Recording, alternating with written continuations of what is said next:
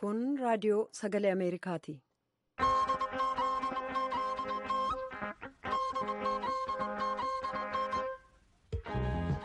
Raadiyoon sagalee Ameerikaa wixataa qabee hanga jimaataatti galgala keessaa sa'a 2:00 jalqabee hanga sa'a 3:00 meetir baandii 19:22-25 irratti Waashingtan DC irraa kan dabarsu sagantaa afaan Oromoo amma jalqaba.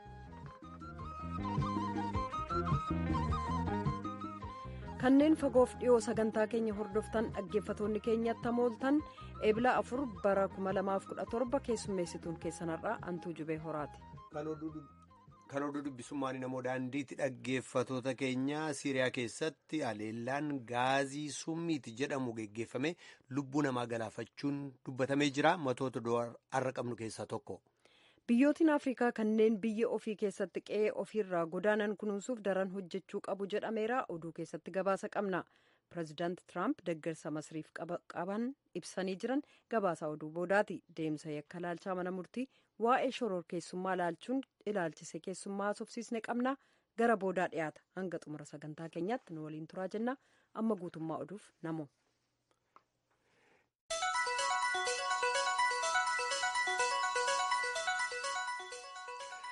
Siiriyaa keessatti har'a haleellaa gaazii summiitti shakkamuun geggeessameen namoota kurnaan lakkaa'amantu dhume. To'attoonni fi hojjettoonni ittisa uummataa akka beeksisanitti xayyaaronni mootummaa Siiriyaa yookaan Raashiyaa magaalaa finciltootaan qabatamtee jirtu Kiyaan Shekuun kan jedhamtu irratti haleellaa gaazii summii geggeessuudhaan yoo xiqqaate namoota 65 fixanii kanneen 350 ol ta'an immoo madeessan.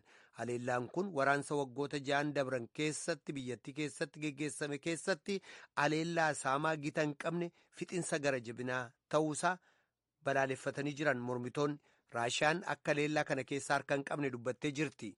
Waaltaan miidiyaa Ilib ka qabsaa'ota mormitootaa viidiyoo fi suuraalee miidhaa haleellaa sanaa boodaa intarneetiin facaasee jira. Namoota haleellaa sanaan akkamaatti madaawan, namoota ukkaamaman, namoota haqqisaniif kanneen of wallaalan agarsiisa viidiyoon sun. Qorattoonni Raashiyaa kan kaleessa magaalaa Seent Piitersberg buufata baaburaa uummanni itti heddummaate keessatti boombii of wareeginsaa dhoosuudhaan namoota 10 ol fixeef kabiroo hedduu madeesse ka Kirgistaanitti dhalate nama Akbarzoon Shaaliloof jedhamu ta'uusaa adda baafachuu isaanii dubbatanii jiru. Kan suuraa shakkamaa boombii of wareeginsaa sana geggeesse baase poolisiin Raashiyaa kan umriin isaa waggaa 22 ta'e Shaaliloof Kirgistaan bakka Oosh jedhamutti dhalate bara 2011 lammii Raashiyaa ta'e jedhee jira. Shaaliloof achuma magaalaa Seent Piitersberg keessatti boombii kabiraa bakka biraatti hidhee ture garuu humnoota poolisii Raashiyaan argameetu akka hin dhoosamne taasisame jedhamee jira. Hoogganoonni biyyoota addunyaa Chaayinaadha jalqabee amma Awurooppaatti hanga Biraazilitti miidhaa Raashiyaa keessatti dhaqqabe kanaaf gadda isaanii ibsanii jiru. Pireezidaantii Yuunaayitid Isteetsi Doonaald Tiraamp hoogganaa Raashiyaa Vilaadimir Puutinitti bilbiluudhaan haleellaa kana ittisuudhaaf tarkaanfii fudhatamu irratti deeggarsa guutuu ka kennan ta'uu beeksisanii jiru. Kadhagaa jirtan raadiyoo sagalee Ameerikaa sagantaa afaan Oromooti. Hoogganoonni Itiyoophiyaa fi Sudaan nagaaf tasgabbiin biyya tokkoo kan isa kaanii ta'uusaatii fi kan addan baane ta'uusaa beeksisanii jiru. Kan Itiyoophiyaa daawwatan pireezidaantiin Sudaan Omar Hassan Albashiriif muummichi ministeeraa Itiyoophiyaa Hayilemaariyaam Dassaaleeny yeroo walga'ii geggeessanitti kana dubbatan. Poort Sudaan irraa gara Itiyoophiyaatti kan diriirsamu hadiidni baaburaas yeroo dhiyootti akka jalqabamu ibsamee jira. Hoogganoonni biyyoota lameenii dhimmoota biyyoota lameeniif dhimmoota naannoo irratti marii bal'aa geggeessuun isaanii beekamee jira.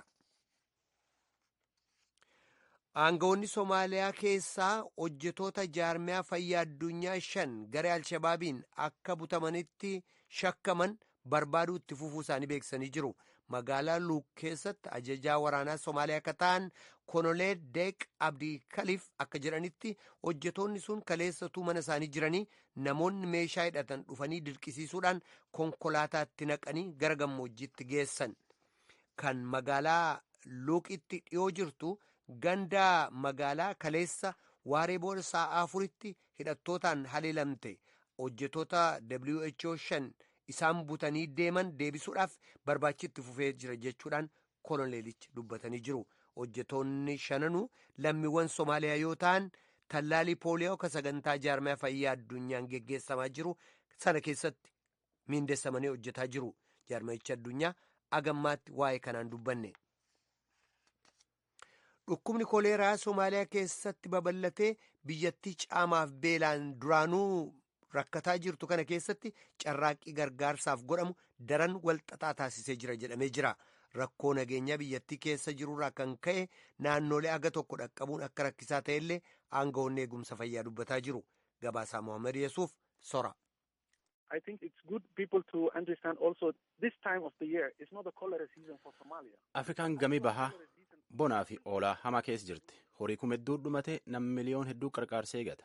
Somaaliyaa keessatti ammoo rakkoon tun guddoo ammaatte. Akka hojjettooti fayyaa addunyaa jedhanitti guyyuu dhukkuba koleeraa kana nam 300 caalirratti argane. Guyyuu nam kurnya hedduutti tanaan dhumata. Abdunaasir Abdurqaadir dhaaba fayyaa addunyaa WHO'tti ogeessi dhukkuba kaaf-diddigaati. Dhibi kun torbaan diqqaa keessatti akka malee hammaachuuf deemaa jedhe. I think it's good people to understand also this time of the year is not a cholera season for Somalia. Akkan jedha Abubakar, wanni nami hubachuu male tokko ammaan tana sila Somaaliyaa keessatti yoo dhukkubi akkana kun argamuu malee miti. Dhukkubi akkana kun koleeraan jechuu isaati yoo hedduu yoo bokkeenni roobu dhufa. Torbaan diqqaan duuba dhufaa jechuu. Tanaafuyyuu dhukkuba koleeraa kun harka hedduun dabaluu deemaa jedha Abdunaasir. Akka hojjettooti fayyaa jedhanitti Somaaliyaa keessatti nam miliyoona 5 fi 600 tahutti dhukkuba bisaan irraa namatti dhufuun koleeraan dhibamuuf deema. Bonaaf oolaan Afrikaa gama bahaa kun horii fixuu qofaa miti. Namallee hedduu beelessuu jirallee namillee nyaataaf dhugaatiin lakkisala fedhetti argachuutti hin jiru. Somaaliyaa keessatti rakkoo akkana guddootti jira. Nyaataaf dhugaatii argachuun rakkoo guddoo ta'uu jirti. Akka hojjettooti dhaabbilee fayyaa jedhanitti G3 dabran keessatti nam 25,000 irratti dhukkuba koleeraa kan argane nam 450 tanaan dhumate. Isaaq Mursaal ministeera fayyaa Somaaleeti akkana jedha. Dhukkubi kun harka nama bahuu jira. Guyyum guyyaan dhiba akkana nama irratti argane. Ollaa hedduu keessatti arganii dhukkuba akkana kun heddachaa deemuu jira jedha. Hojjettooti qarqaarsaa ammaan tana Somaalee gama jidduu jiran qarqaarsa kennuuf Somaalee cuuf keessaa sila harka Somaalee cuuf keessa deemaniitiin sila nama hakimuu fedhan keessumattuu iyyuu Somaalee gamii kibbaa ammaan tan harka Alshabaab waan jiruufi achi dhaqqabuu hin dandeenye. Biyyi tuniin Somaaleen jechuun nam miliyoon 6 qarqaarsa nyaataaf dhugaatiitii fi qarqaarsa fayyaa eegata. Galaana Somaaliyaa irratti butiinsi dooniilee deebi'ee dhufaa jira jechuudhaan akeekkachiisan to'attoonni saaminsa galaanarraa shiftoonni yookaan saamtonni galaanarraa sa'atiilee 48 keessatti dooniilee 2 butuudhaan gara naannoo lafa dahannaa saamtotaa jedhamutti eega geessanii booda akeekkachiisni kun ba'e. Saamtonni galaanaa Somaaliyaa irraa kun doonii hindii tokko eega butanii sa'atiilee xiqqoodhaa booda kaleessa immoo doonii Paakistaan tokko ka butanii fudhatan ta'utu dubbatamaa jira. Bulchaan magaalaa Hoboyyoo ka giddugala Somaaliyaa jechuudha. Raadiyoo Sagalee Ameerikaaf akka ibsanitti dooniin hindii sun hojjetoota 11 waliin ganda Alhuur jedhamtu dhiyootti hidhamtee jirti. Dooniin Paakistaan ka Salaamaa tokko jedhamtus garuma sanatti qajeelfamte. Hojjetoonni keessa jiran meeqa akka ta'an garuu hin beekamne jedhamee jira.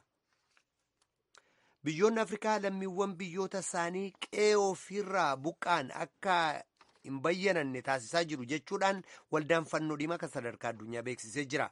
Haalamaa jiru kana jijjiiruutti ka fuuleffate walga'iin sadarkaa olaanaa waldaa fannoo diimaa sadarkaa addunyaaf gamtaa Afrikaa gidduutti Zimbaabuwee keessatti geggeessame har'a xumurame. Gabaasaa Sebaastiyaan Mihooftu tujubeetu dhiyeessa. Afrikaan uummata biyya ofii keessatti qe'ee ofiirraa godaanan miliyoona 13 ta'uu qabdi. Kunis guutummaa addunyaarraa uummata biyya isaa keessatti qe'ee ofiirraa buqqa'e harka 3 yoo ta'u baqataa ardittii keessa jiru dachaa 2 caala. Baqataan daangaa qaxxaamurennaa godaanu kan biyya isaa keessatti qe'ee irraa buqqa'e immoo biyyuma ofii keessa jiraata. Hoogganaan koomishina gamtaa Afrikaa kan dhimmootii gargaarsa namoomaa baqattootaaf uummata qe'ee ofiirraa godaane Olaabis Daar akka jedhanitti haalli uummata Afrikaa keessaa biyya ofii keessatti qe'ee irraa godaane hedduu cimaa yaaddessaaf hammaataa adeemee jedhu.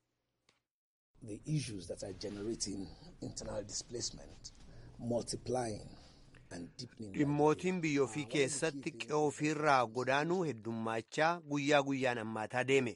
Dhimmooti ijoo ta'an keessaa aga tokko yeroon isaa dheerataa dhufe.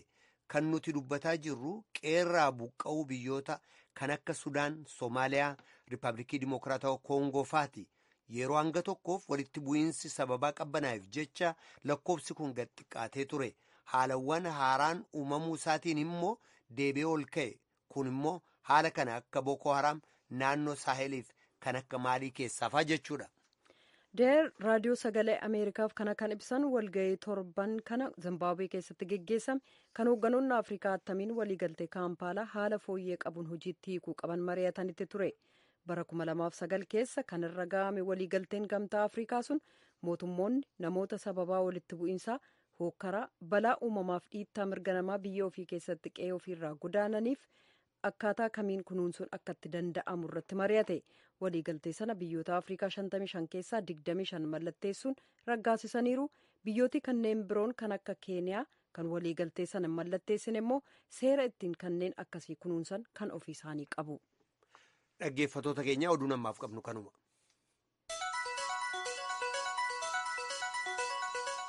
Kan dhaggeeffataa jirtan raadiyoo sagalee Ameerikaa sagantaa afaan Oromooti.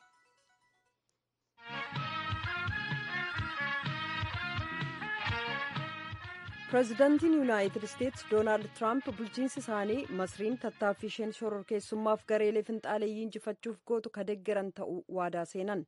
Tiraamp pireezidaantii Masrii Abdel Fattah El-Siisii wixata darbe Waayit Haawusitti ennaa simatan Yuunaayitid Isteetsi balaa shororkeessummaa dura dhaabbachuuf baasii ittisaa biyyaa dabaluuf karoora qabdullee dubbatanii jiran gabaasaa Zalaatkaa Hoog soraa dhiyeessa.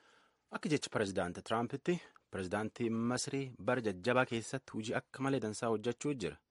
Ameerikaan Masrii qarqaarsa kennitootii fi waraanaa fi jara biyya nagaa dhowwuu isiin loltuuf kana qarqaaruuf waadaa waan galteef waan hedduun qarqaaruuf deemuu jirti jedha pireezidaant Tiraamp.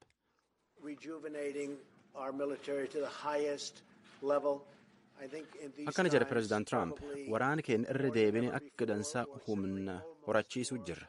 Akka herrega kiyyaatti hagi takka arganii hin beennetti humna itti tolchuu jira waraana keenyatti. Wanni nuuf heenulleen tanuma. Wanni ani isiniin jechuu jiru obbo pireezidaantii hariyaa fi waa'ee dansaa Yuunaayitid Isteetii fi anarraayyuu qalbii dansaan qabdaa jechuu jiraa jedha. Pireezidaantiin Masriilleen qalbii jabduu Tiraamp jara biyya nagaa dhowwurratti duuluuf qaban jedhe faarse waliin hojjechuuf waada gale. You will find Egypt and myself always beside you very strongly and very openly. Akkan jedha pireezidaantiin Masrii kunin gara nama afaan deebisuutiifin anaa fi Masriin yoom cufaayyuu yoom feeteeyyuu uf biraan hin dhabdu. Jar biyyi nagaa dhowwurratti qabsaa'uu fi jabeennaaf qalbii diriirteen waliin jirraa jedha. Masrii fi Yuunaayitid Isteet duru jaban Obaamaallee pireezidaant Obaamaallee nagaa biyyi lamaanii waliin eeguuf walumaan hojjetan. Taatullee akka ogeeyyotii siyaasaa jiddugala bahaa namni akka Paawul Saalem jedhutti qalbiin itti wal dubbatan ammoo gargarii jirti barkanaaf barsuun.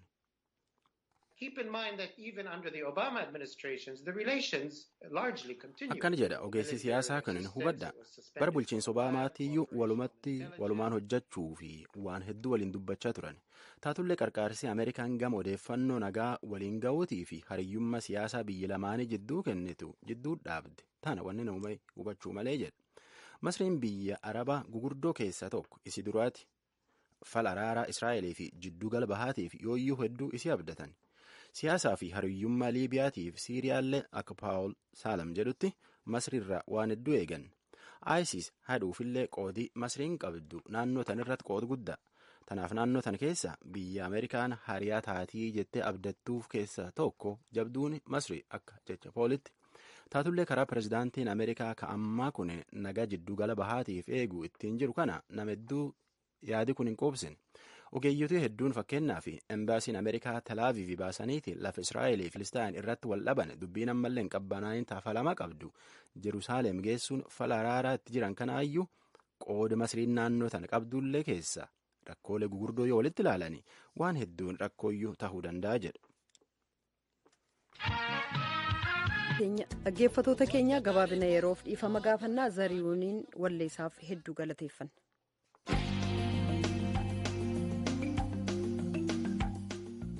Deemsa yakka laalchaa mana murtii waa'ee shororkeessummaa ilaaluu irratti komee abukaatonni dhageessisan jimaata darbe dhiyeessuun keenya ni yaadatama. Akka fakkeenyaattis kan ka'e keessaa tokko waa'ee obbo Dhaqqaboo Waariyoo kan manni murtii bilisa goonaan poolisiin gadhiisuu dide kan ilaaleen himata haaraan irratti dhiyaachuu kaafne turre. Abukaatoon akka jedhanitti oliiyyannaan hanga sadarkaa olaanaatti dhiyeessan gatii dhabee maanguddoo umriin waggaa 80 kanarratti himati haaraan dhiyaateera. Kun ija seeraan attamitti ilaalama? Hayyuu seeraaf barsiisaa akka sadarkaa addunyaa akka turan obbo Heenok Gabbisaa gaafanneerraa ka torban darbeerraa har'a itti fufu jaallanneetu haasofsiise. Seera oliiyyannoo keessatti murtiin mana murtii godaatiin darbe yookaan ajajii mana murtii godaatiin darbe deebi'amee akka ilaalamuuf oliiyyachuu jechuudha. Kun heeruma keessatti sirna madaalaa sirna haqaa keessaa wajjin wal qabatee kan kaa'amee lafa jirudha. Haa ta'utii garuu manni murtii fi abbaan alangaa hundumtuu seera kana hordofanii dhaddacha madaalawaa ta'e fair trial kan jedhan sana hojiirra oolchuu kan jedhu konfidensiin uummanni mana murtii fi sirna haqaa biyya sanaatti qabu qorannoo waggaa 5 dura hojjetame irraa gaafa ilaalamu 100 keessaa %10 gadi ture. Kanaaf namnis kan inni hin amanne amantaas sirna sanarraa kan inni hin qabaanne. Namoonni akka ragaa ta'anii dhiyaatanii hidhamtootuma keessaati isa tokko irratti ragaa baasu. Inni kun ragaa qabatamaan ta'a ija seeraan. Ragaa qabatamaa ta'uuf baay'ee rakkisa kun maaliif namni ragaa ta'uu danda'u kamiyyuu nama dhugaa beekuu fi nama dhimma sana fuulaa fuulatti arge yookaan immoo dhaga'e. Waan dhaga'eyyuu haasa'uun al tokko rakkisaadha akka biyya sanaatti hirsee kan jedhan yookaan immoo dhageettiin akka ragaatti dhiyaachuu hin danda'u. Haa ta'utii garuu namni ragaa ta'uu danda'u akka pirinsipiliitti jalqabarratti nama waan sanaa wajjin fuulaa fuulatti odeeffannoo waan sanaa nama qabuuf nama arge ta'uu qaba. Garuu nama mana hidhaa keessa jiru namni akkasii yeroo baay'ee judicially interdicted yookaan immoo limited ta'ee jira, daangeffamee jira. Dhugaa wanta sanaa baruudhaaf hammam akka inni beeku baay'ee rakkisaadha. Lammaffaa irratti immoo namni kun daangaa seeraa jala waan jiruuf dirqamees ta'uu danda'a yookaan immoo forced coerced ta'e kan jedhan jechuudha. Dirqisiisaniis ta'uu danda'a. Ragummaadhaaf wanta isa qualify gochiisu yookaan immoo waan isa adda baasee qopheessu natti hin fakkaatu. Namni ragaa ta'uu danda'u kamiyyuu nama himata abbaan alangaa yookaan immoo abukaatoo ittisaa yoo ta'e ragaa ittisaa jechuudha. Sana nama dhugoomsuu danda'u. Nama quunnamtii fuulaa sanaa qabu situation sanaa wajjin dhimma sanaa wajjin ta'uu danda'utu irra jira. Mana hidhaa keessaa baasanii nama dirqisiisanii nama biraa irratti ragaa akka inni ba'uuf dirqisiisuun implication yookaan immoo yaada lama of keessaa qaba. Tokkoffaa namni sun dirqamee sodaachisanii ta'uu danda'a kan inni dhufee ragaa ba'uuf jedhu. Lammaffaa irratti immoo namni sun gaafa yakki sun dalagamu nama achi jiru ta'uu dhiisuu danda'a. Already nama mana hidhaa keessa jiru ta'uu danda'a. Akkamittiin dhugaa ba'uu danda'a? Akkamittiin ragaa ba'uu danda'a namni kun? Egaa wanta ani muuxannoo kiyyarraa kan biyya sanatti wanti arge tokko abbaan alangaa keessumatti yakka yookaan immoo political crime kan jedhan waliin wal qabatee uummata Oromoo irratti gaafa himati dhiyaatu ija kootiin wanti arge tokko abbaan alangaa namoota himata sanaa hin beekne akkasuma dhagaanii kan hin beekne fiduudhaan akkamitti akka isaan ragaa ba'an leenjii kennan kana qorannootu gaggeessu argeera. Namoonni kun qarshii kennaniifii ta'uu danda'a yookaan dantaa biraatiin qabatanii ta'uu danda'u. Kuni artificial evidence jedhama yookaan immoo ragaa sobaa jedhama. Ragaa sobaa dhiyeessuun immoo yakka mataa isaa danda'edha. Afaan Ingiliffaatiin perjury kan jedhan yakka ragaa sobaa dhiyeessuu danda'u jechuudha. Kun yakka abbaa alangaayyuu yakkamaa gochuu danda'u ta'uu jira. Ragaan dhiyaatan CD fi waan adda addaan waraabamee afaan hojii biyya sanaanii barreeffamee dhiyaachuutu irra jira jedhama. Kara gara biraa immoo fakkeenyaaf waa'ee obbo Baqqalaa Garbaafaa kan torban darbee yoo fudhanne abukaatoon isaanii obbo Abdul Jabbaar Hussein waa'ee kana irratti haasa'uuf dhandhaanii gadi ba'anii isinitti haasa'anii didaniiru warri hidhamtoonni ittiin jedhanii gaafa amma mana murtiitti dheengadda dhiyaatan manni murtii waan sun guutummaatti jaan dhiyaanneef jedhee beellama gara biraa kenne. Inni kun attamitti ilaalama seerri daangaa kaa'in qabu. Fakkeenyaaf seera adeemsa falmii akka gara keewwata 136 kaanee yoo ilaalle ragaan akkaataan itti dhiyaachuu qabu. Ragaa abbaa alangaas haa ta'u, ragaan ittisaas haa ta'u, akka mirgaa fi dantaa himatamtootaa osoo hin tuqin mirga isaanii ilaalcha keessa kan galche ta'uu danda'utu irra jira jedha. Adeemsa kana keessaa dhimmi inni cimaan tokko erga abbaan alangaa himata isaaf ragaa isaa dhiyeessee raawwate booda ragaan ittisaa dhiyaachuu gaafa eegalu abukaatoon ittisaa ragaa isaa qindeeffachuudhaaf turjumaanii barbaachise hiikuudhaaf kan hundumaatiif yeroo fi sa'aa ga'aan qabaachuu danda'utu irra jira. Kun mirga of ittisuu jalatti kan lafa kaa'amee jirudha. Seera adeemsa falmii yakkaa keessa duwwaa jiratu hin taane heera keessa keewwata gara 1920 yoo ilaalle ka'ee kan lafa kaa'amee jirudha. Seera biyya sanaa duwwaa hin ta'in seera addunyaa keessattis kanuma waan wal fakkaatutu jiru. Abukaatoon ittisaa yeroo barbaadetti bakka hidhamtootni jiranitti isa ta'u iddoo mana murtiitti yeroo isaan beellamarra jiranis isa ta'u namoota kana argee ragaa qindeessuudhaaf ittisaa dhiyeeffachuudhaa fi mirga iyyuu osoo hin taane dirqama ogummaa abukaatoo ittisaati. Garuu biyya sana keessatti wanti argamu yeroo baay'ee abbaan alangaa ragaa gaafa dhiyeessu ragaa himatamtootaaf bu'aa buusuu danda'u. Gaafa argu hin dhoksa. Akka isaan bilisa ba'an waan hin barbaanne jechuudha abbaan alangaa. Kun maalirraa dhufaa? Poolisii yookaan immoo tarsiimoonni sirna haqaa yakkaa yookaan criminal justice poolisiin biyya sanaa rakkina guddaa ta'uu qaba. Rakkina guddaa inni qabu 100% conviction yookaan immoo dhibbaa mana murtiitiin convicted ta'utu jira yookaan immoo yakkamaa ta'ee murtiin itti murtaa'uu qaba. Kun poolisii biyya sanaati. Dandeettiin abbaan alangaa yookaan ogummaan abbaa alangaa kan ittiin madaalamu nama meeqatu yakkamaa gochisiistee murtii mana murtii irratti dabarsiisteetta kan jedhuudhaantu sadarkaan guddina isaanii beekama. Malee dhugaa jiruu fi haqa jiru hammam kabachiisteettaa miti. Biyya sana keessatti adeemsa haaraan kan bara 2009 kaasee kan dhufe BPR kan jedhan kun abbaan alangaa poolisii wajjin waliin qindaa'anii hojjetuu jedha. Bilbilaan isa ta'u maalin isa ta'u. Waan abbaan alangaa akka godhamu barbaadu akkuma sanaan dabarsee poolisitti poolisiin immoo abukaatoon ittisaa akka namoota kana dhaqee mana hidhaa bakka isaan jiranitti argee isaanii wajjin akka hin ta'e dhorkuu danda'a. So rakkina kana keessa jiru jechuudha himatamtoonnii fi abukaatoon ittisaa baay'een. Abbaan alangaa namoota ragaa ta'anii kutaa tokkootii gara kutaa biraatti deemanii hin beeknu iddoo isaan jiranii jedhu. Abbaan alangaa ragaa jiru dhiyeeffachuu hin dandeenye yoo ta'e shakkamaan sun yookaan himatamaan irratti hin dhugoomne jechuudha.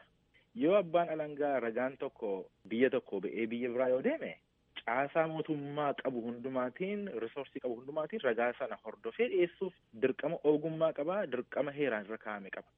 So manni murtii kan gochuu qabu kun ragaa ga'aan hin dhiyaanne ragaan nama himatame kanarratti yakkamaadha jechiisu yookaan shakkamaa kana irratti dhugoomsu wanti irratti mirkaneessu waan hin dhiyaanneef namni kun akka keewwata 141 seera adeemsa falmii yakkaa biyya sanatti bilisa ta'uu danda'a jedhee manni murtii gadhiisuu hin danda'a. Kanadha kan agarsiisu. Namni tokko daarii biyya tokkootii daarii biyya biraatti gaafa deemu dhaqee barbaadee dhiyeessuu danda'a. Tiki mootummaa intelijensi mootummaa hundumtuu abbaa alangaa wajjin hojjetu. Kana namoota dhabne ragootii keenya bare jechuun waan qabatamaa fi waan dhugaas miti. Proof beyond reasonable doubt yookaan immoo shakkii tokko malee dhugoomsine kan jedhu irratti hundaa'ee himatamaa sana bilisa baasuuf ni danda'a jechuudha.